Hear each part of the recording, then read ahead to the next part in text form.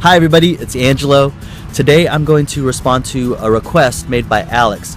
He mentioned that he injured his ribs during his martial arts practice, and he had a costochondral separation, meaning where the last few ribs where they attach onto the breastbone, the sternum, there's actually a cartilage transition where the rib attaches to cartilage and then to the sternum. So the bone and cartilage sort of separated. Ouch, I know how painful that could be. And also he injured some of the intercostal muscles between his floating ribs, which are the last two or so ribs that actually don't attach to the sternum. They're just kind of sort of floating there. Today we're going to do a movement for you, Alex, to help improve that area. For everybody else, this is going to benefit you in terms of helping to mobilize your muscles in your rib cage, because this is an often neglected area. You do have muscles between your ribs. You do have joints where they attach to the sternum, but also where your ribs attach to your spine. So this is going to be good for anybody to do. You may notice that your breathing may be less belabored, and you'll maybe feel lighter after doing this. So let's get to it. So first we're going to come sitting on the ground and legs straight, and what we want to do is think about expanding the sides of our ribs, because I think that's going to make the biggest impact. Our ribs will elevate, meaning they're sort of like buckle handles like this. So when we inspire or breathe, inhale, they'll sort of move up like this, and then when we exhale, they sort of come down like this. So we want to exaggerate that movement a little bit, or enhance that movement.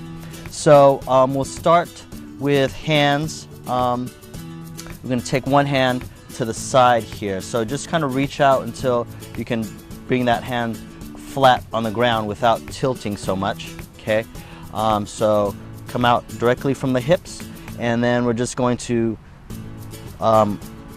bring our weight onto that hip, so my right hip here, and then I'm going to think of sort of expanding this side of my rib cage.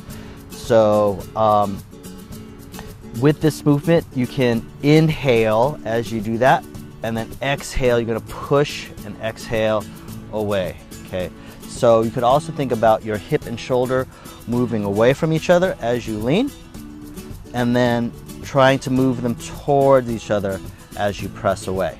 Okay, so I'll demonstrate here. So hand out to the side, inhale, and then exhale, breathe out. Okay, so I'm actually doing a little bit of a sort of crunching movement here to kind of get a fuller contraction. Okay, so you can vary the distance, and also you can vary the angle. So you could even bring your hand to the front here, do it this way. This will get a little bit more of the side and the front part of the ribs. Okay, so you inhale, and then exhale, push into the ground, try to get hips and shoulder, or this hip and this shoulder towards each other. Okay, so we're expanding, sort of stretching if you want to call it that, and then contracting. And this way you can actually control the amount of extension or stretch, and then also the contraction. So for Alex, for you, you mentioned you want something to strengthen this area. There's a lot of ways to do that. For you, you can kind of start to contract a little bit more firmly as you push away or into the ground. You could also bring your hand a little bit more further back behind your hips and do the same thing. Inhale, expand, so I'm expanding the side, and then exhale, push away,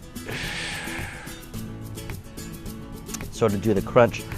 Also, what you can also do is think of rotating the body. So I'm pushing into the ground here, but also trying to push that way, as if I'm turning my body, trying to turn my body this way.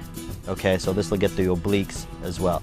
So there's a lot of different components you can add to that, but simply put, just try to push away from the ground as much as you can and kind of do a crunch on the exhale.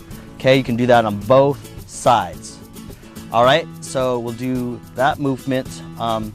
As a bonus, one thing you can also do is you can find these intercostal muscles. So after you do that, you can get in those positions, and as you do that, you can sort of massage these as you move back and forth. So the ribs, I'll show you a picture of that, sort of come down and around this way, and if you kind of take your fingertips and run them around up and down, you'll feel where they are. And so you want to come just between them and sort of do a gentle pressure in and back and forth as you do the movement. Okay, so just something you could try and play around with. Be very careful because these muscles can be very tender. So if you just take a finger and poke in there, it's pretty tender. So just be gentle as you massage that area if you choose to do so.